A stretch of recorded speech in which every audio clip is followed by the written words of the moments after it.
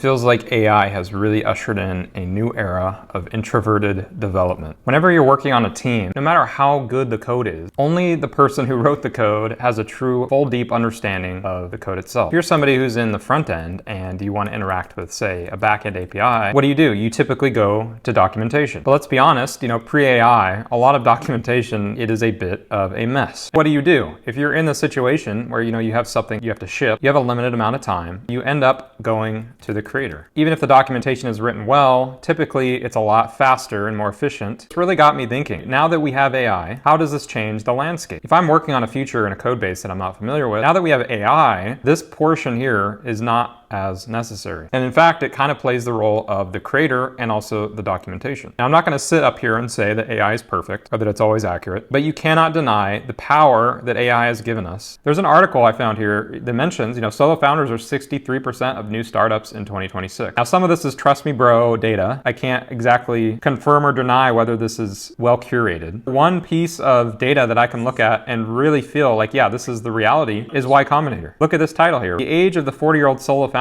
is here. If you're not familiar with how Y Combinator works, they hate solo founders. You even go to their frequently asked questions and they'll say, yes, we regularly accept solo founders. That said, our advice remains that one-person startups are tough and you're more likely to succeed with a co-founder. Now, they're making it seem like they really do often accept solo founders. If you look around, pretty much everyone that starts as a solo founder, they end up being asked or even told to find a co-founder before they'll accept them. For a company like Y Combinator to post videos about how solo founders are the new thing, this should tell you that, yeah, we are starting to shift into a realm where it is not unrealistic to run your own thing as a solo founder. This is an interesting thought experiment. There's an article here that I think really captures this. The article starts off by saying, I'm an introvert. When it comes to development, I prefer tackling problems in my own lane. I recognize the importance of teams, but ultimately coding is a solo task. Now that AI has gotten quite good, I find myself in a position of incredible power. I have less need to peek over my coworker's cubicle and ask questions. I have less need to post on Stack Overflow or any other pseudo introverted outlet. I think we're all familiar with this. You've coded pre-AI. Things like Stack Overflow were really a godsend. Anytime you ran into a roadblock, you would just Google search and hope that some god wrote a post on Stack Overflow that just gives you your direct answer. Typically, the line of thinking goes like this. You reach a blocker. Now, depending on if this is internal only code, you would then go to something like Stack Overflow and see if there's a solution there. Say if you're developing your own auth, which I don't recommend you do in today and age, but let's just use that as an example. There's likely a post of somebody who went through the same trials and tribulations that you did when they were setting up an auth. And in some cases, you could just straight up rip their code. Obviously, there's some ethical decisions there. You really shouldn't copy and paste code, but you can take the general gist of somebody's code and go from there. But as I mentioned earlier, this doesn't always work. Then you're left with documentation, and if that doesn't work, you're left with one-on-one with the developer. It's important we don't understate this. If you're luck out and it's on Stack Overflow, that costs you what, maybe 5 minutes? Documentation, depending on how it's written, you might be spending 10, if not an hour, trying to understand the documentation. And then the one-on-one with the dev, you have to realize that's a good 30 minutes of time, plus the allocation there. 30 minutes taken away from this dev is work that they could have allocated to something else. And really, this part right here is not an introverted activity. This is going to drain them. 30 minutes you allocate to this one-on-one, both of you probably are going to walk away a little bit less energetic than you did before. That's just how introverts work. The article continues. This has me thinking, will introverts have an advantage in this new market? I assume this is relating to the new AI market. Before AI, there was a clear extroverted advantage. Large-scale projects are difficult. The biggest blockers are cross-functional teams and code that only one person truly understands. See, there's a lot more blockers than this, but if we're focused on coding itself, this is absolutely true. In a perfect world, the code that you're working on is completely isolated, but usually it has some dependencies that you have to work through. It goes on to say, no matter how good you are at writing code, you're still the only person who can summarize your systems quickly. A lot of people don't realize this. I think we all like to think our code is amazing. And the reason that is because, we spend hours and hours pondering over it. And one person, they might like to use variables a certain way. And there's also levels to this shit. You have some people that are in the camp of prioritizing readability, and then you have some people that are in the realm of prioritizing succinctness. Couldn't think of a better word for that. But basically, code that is readable oftentimes is more of a verbose. A readable piece of code might be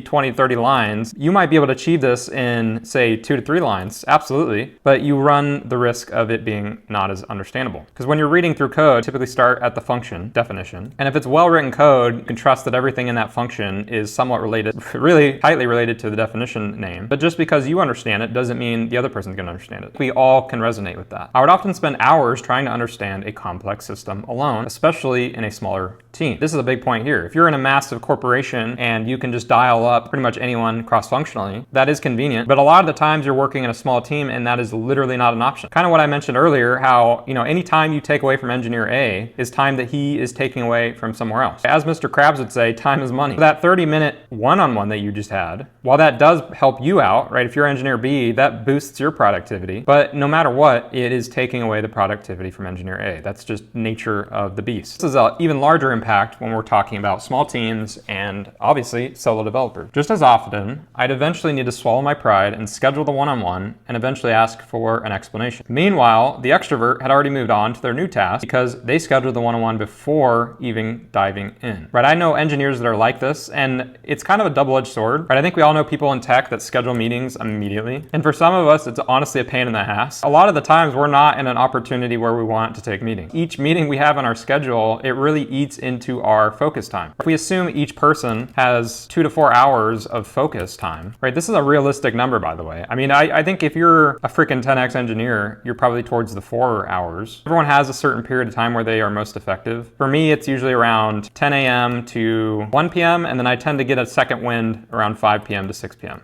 This is me personally. And so sometimes I can eke out, 4 hours of straight, hard, dedicated work. But each meeting I have in this time period is a hindrance. And it's honestly understated the importance of managing this time. I know some engineers are really good about this, where they will completely block off their schedule for the times they know they're going to be the most focused. But guess what? When engineer B has everything on fire and he needs you to help him unblock it, you can't always have this leisure. So for an extrovert, the benefit they get here is that they are not waiting on this part. I like to try to tackle things on my own first. Right here we have our arrows of what we're using to understand the system. Typically for me, I spend a good anywhere from 20 minutes to 2 hours even, where I'm trying to understand the system myself before I even go to the creator. And part of this is because of the limited resources. Sometimes you physically cannot allocate time from another engineer. And so it's either you're sitting on your hands waiting for them to work with you, or you're just gonna figure it out yourself. But so what the article is alluding to here is that extroverts completely cut off this part, right? While the introvert might spend 2 hours trying to understand it themselves because they really do not want to meet with the creator, the extrovert is probably gonna cut this in half, if not less. They're gonna spend a little bit of time maybe trying to understand it themselves, see if it's an easy, simple thing, and then they're instantly gonna go and they're gonna schedule the one-on-one, which is actually a benefit to their career at the end of the day. Right? They save 2 hours trying to understand the system and can instantly get them blocked and start working on their part of the system. That's a massive time save. They're going to end up with better output. Personally, I hate when people do this. I think everyone should spend some time trying to understand it themselves. Me personally, I like to write a lot of documentation for the things that I've written because I do not want somebody to come and try to schedule a meeting with me. But I've had times where I've documented something so damn perfectly and it still didn't matter. The extrovert still bypasses this step and goes straight to me. And for me, that's a negative, but I could see for them, it helps them a lot. Post AI, the introvert struggles are significantly reduced. Even with complex code, the AI can reason through a general summary and get you started, right? So it kind of cuts down on the documentation portion and the 2 hours you might have spent on this by giving you maybe a summary. Now, I think this would depend. Some AI, depending on what materials are available, if the documentation is really good, you can definitely streamline it more. Poorly written, I don't think that it's necessarily going to translate to this. I think there's definitely a lot of cases where this will not work. If it's poorly documented or if it has a lot of dependencies, I would venture to guess the AI is going to mess up a lot on this part. You're going to end up with more fire. It can pull from cross-functional code bases, understand their overlaps, and read through entire repo history to give you context. This is definitely something that I've noticed with AI. I wouldn't spend hours and hours trying to understand the history of a file or really even how it overlaps with various parts of the system, because it's just too time consuming. This is even outside of trying to get past a blocker. This is just trying to understand it for yourself. It is not always more efficient to actually dive in. I think in an ideal world, you just are calling an API and it does it all for you. And all you're thinking about is kind of the surface level stuff. And you kind of just hope it works.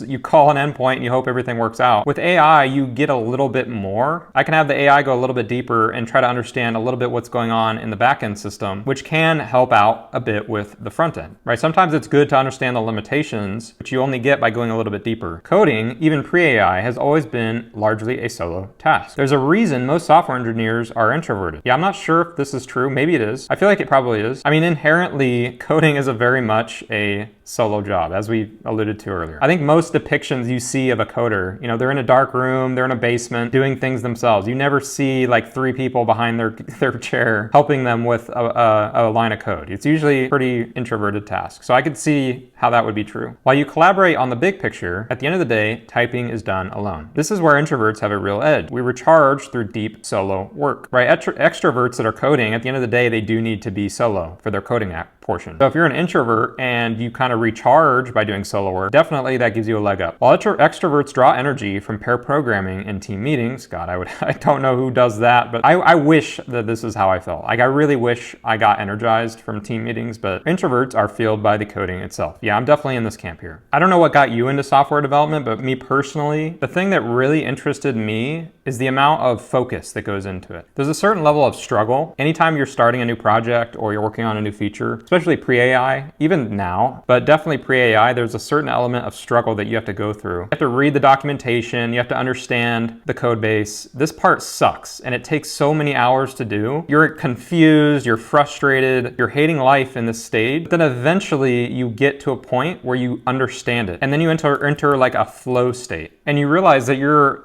doing things that at one point was confusing and you're just typing it up like it's no big deal, right? At one point you had to look up everything you did. You had to have a separate tab open on your computer to figure out what you were typing. But then after a while, you enter this flow state where, dude, it's there, it's in your head. You don't need to do that. That part is the greatest feeling of all time. And for me is what got me interested in software development as a career. Unfortunately, this part is very small. I would put it at like, honestly, 2 to 3 hours a week where you're truly in this state, at least pre-AI.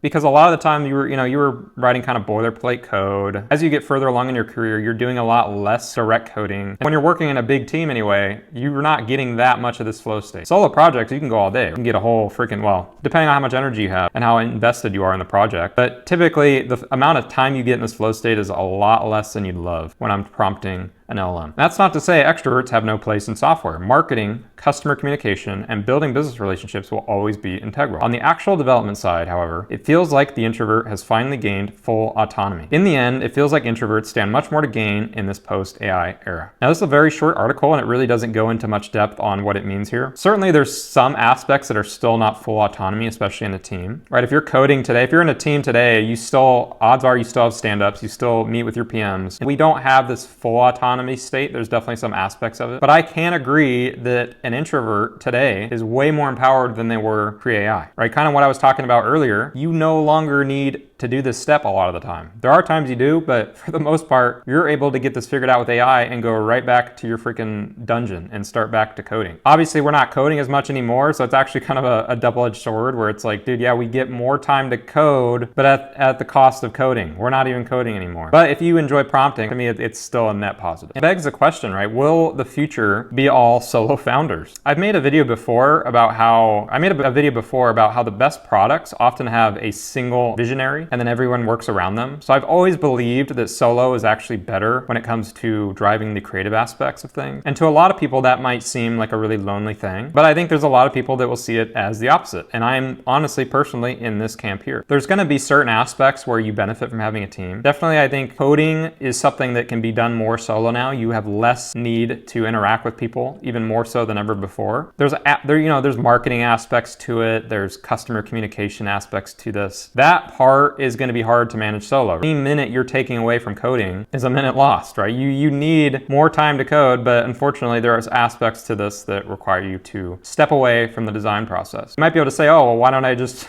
prompt and then walk away? Unfortunately, this does not exist. I don't know. I've heard stories about people who prompt their LLM and then they just have it go and run forever and ever and ever. Personally, I do not see it that way. I think oftentimes you end up having to go back and forth with the LLM to get a good result, especially if it's a non-novel solution, like if it's something more complicated. You're gonna have to kind of have your hands on the reins a little bit there. There's an image I found on Reddit that I think kind of embodies what this is talking about. So here you have the boss who's kind of commanding his employees. You have the leader who's leading from the forefront, right? I think we would prefer this. And then you have the introvert Now this is kind of the pre-AI look into things. Whereas now it's like you got an introvert with AI and they're running a whole train, which that sounded bad, but they're fully autonomous compared to what we had before. However, this really assumes that this person is the most capable person on earth. Product vision is something that not everyone really sees, especially depending on what you're working on. I think if you know the market well, you fit this part here. But not everyone is working on something they know the market well of. And that's a good thing. Like I think there's this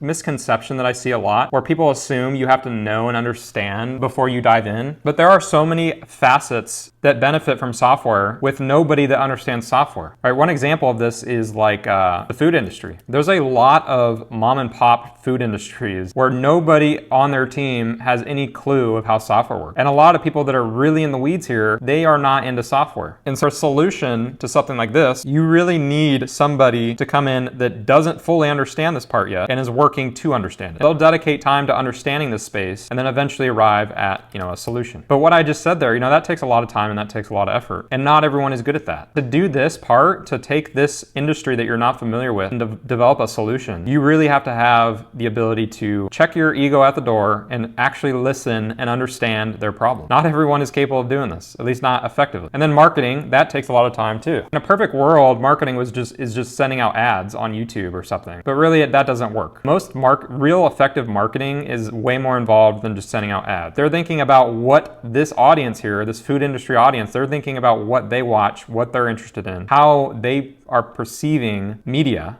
And it goes way deeper than that. There's a reason there's a whole educational field around marketing. And then there's the relationship aspects. This part right here, AI can never tackle. I would argue AI couldn't tackle any of these three. Like honestly, I think these three things, although AI can absolutely help and accelerate, it does not completely get you to the finish line. And I don't think it ever will. That's just the nature of AI. AI is trained on what we've done before. If you're going into an industry that's not exactly been solved, there are aspects of food industry that are not solved. And there's definitely aspects that AI hasn't been trained on yet. In that way, AI is not going to get you this part. This part comes from somebody putting in the time and the effort to achieve it. So while this image does give the image across of, hey, the introvert is way more powerful now than they've ever been before, you have to realize there are aspects that are truly not solvable by the introvert, right? These three things here really require some form of extrovert. In my opinion, and if you feel a different way, please let me know, because this is how I would interpret this. I would say introverts are empowered by the advancements of AI, but so are the extroverts. If you're an extrovert and you hate coding, guess what? You no longer have to do that. Or you can just prompt the LM to do it for you, right? The extrovert can take the tasks that they hated, which is often solo work. Coding is definitely a solo task. The extrovert now gets the benefit of offlaying that to the AI and focusing on these things. I think you could tackle this from both angles. I think the extrovert gets empowerment through being able to focus on these things, and then the extrovert gets empowerment by focusing on the coding. It goes both ways. I wouldn't say it's purely an introvert benefit. However, I do think AI is going to usher in a new age of solo founders.